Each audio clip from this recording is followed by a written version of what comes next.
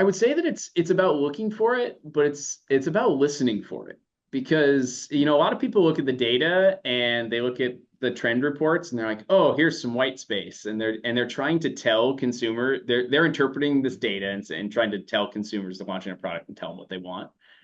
And my approach has been to ask the question and listen rather than look for it. And so I've been taking the approach that we want to talk to our retail partners, we want to talk to consumers and listen for the subtle things that they say that they love and or the things that they want to see that are different because the pie category is so, for lack of a better term, stale.